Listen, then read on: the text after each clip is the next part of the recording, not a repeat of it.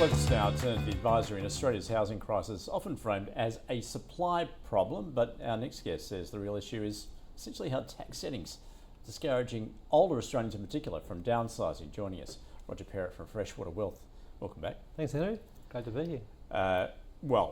Let's frame this then in terms of what we're seeing at the moment. Supply and demand. It is, the crisis in housing is framed as very much a supply issue. The government has that target of building 1.2 million new homes by the end of the decade. They've fallen behind on that. Prices continue to rise once again because of supply and demand. But That's right. Is there more to it then? Yeah, I think so. You're right. That difference is around about 40 to 60,000. I understand between like what the demand is and what the supply is, the volume of new homes. But I think the issue is sort of further than that. I think there's 13 million homes in Australia with spare bedrooms. So I think there's an argument to say in Australia, are we using our housing efficiently? And I'm probably also talking about people, are they downsizing? Have they got spare bedrooms or houses that they don't really need? And potentially they could downsize and make Australia's housing problem not go away, but certainly contribute to minimising the effect. All right, well, let's target those baby boomers again then, shall we? It's all their fault. Look, they are the age group, obviously, because they're now, they're in retirement phase. Yeah. And as we often hear, they're rattling around in the big family home. That's right. Just a couple. Yeah. With the kids theoretically having moved out, although some are still hanging around, obviously, because of the cost of living and the high housing prices. So what's stopping them moving? Yeah, I think there's about 75 to 80% of people who are over 65 own their own home. So it's a huge cohort, like you say, and many of them have got 3 or 4 bedroom homes, which they don't really need.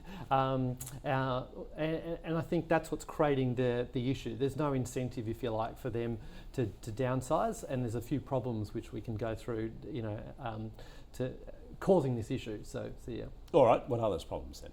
Yeah, look, I think there's 3 issues. So in Australia, you can use the downsizer contributions when you sell your home and put $300,000 into super. Super's great because there's no tax on the earnings and no tax on whatever you receive. So on the face of it, it looks like a great benefit. But you could imagine if you've got a large home and not much in super, $300,000 into super, is it really going to make a huge difference? So I think that's an issue. The $300,000 is a benefit, but it's just way too small, especially for the people who've got lower balances in super. I think the second problem is stamp duty. So if people downsize, they've got to pay stamp duty on the place they're purchasing, where they're going to, like where they're downsizing to. Where people, I think, would go, well, hang on a minute, if I just stay here until I need to go into care, or sadly if I pass away, I don't need to pay that stamp duty. So there's a cost for people to change and downsize.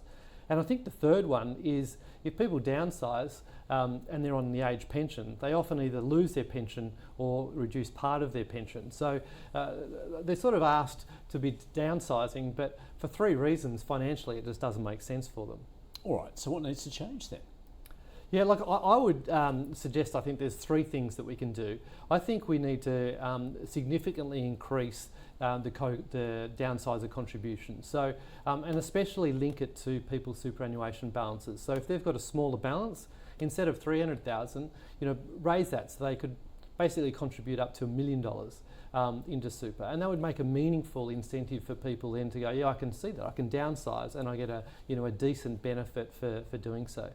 I also think if people then are eligible for those downsizer contributions, they then shouldn't have to pay stamp duty on that purchase, because, as I mentioned before, they're not having to pay stamp duty if they stay there until they ultimately pass away. But removing that stamp duty cost for those people who are legitimately downsizing, I think that is a great incentive for people as well. And then the third thing, I think, have a temporary exclusion on assets for the age pension. So if people are on age pension, the home isn't counted, but their super is. So if we sell the home and move it into super, their pension goes down. So I'd propose that people, if they downsize, they have 5 years where they can continue the pension. Do you know what I mean? So they're not incentivised, or they're not impacted negatively, I should say, and lose their pension for downsizing. So they're my 3 suggestions, I think, that should be implemented. Is the government listening to that? Because look, there's a lot of speculation, particularly ahead of the federal budget. You're going to see changes in the housing sector, particularly in regards to negative gearing and capital gains tax. But I mean, I haven't heard of any particular changes in this regard, other than perhaps at a state level where some have actually changed stamp duty. Yeah, that's right. Like I think it's one of those things that needs to be on the table because, we're talking about capital gains tax and that's the cause for the housing crisis. But I think this effect here is one of those silent ones which could have a huge effect.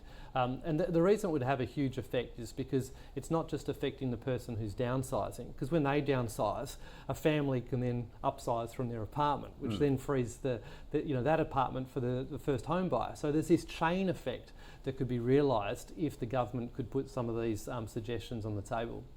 Yeah, so what do you hear from your clients then who may be in that position, or they're just saying it's sort of cost prohibitive essentially to make sense to them? Yeah, that's right. Like, it's funny, and I'll just use a ridiculous example. Like, if someone who came in to me today and said, "I've got $10 million from a inheritance or I won the lottery and what have you, but I want to keep the age pension," it's very easy. They just buy the biggest, most expensive house they can, and they still get the age pension. And to me, that sounds ridiculous that you can have $10 million asset and still get the age pension. So that's why I think reforms need to be made to not only make it, I guess, more equitable, but also help the housing crisis that we're seeing.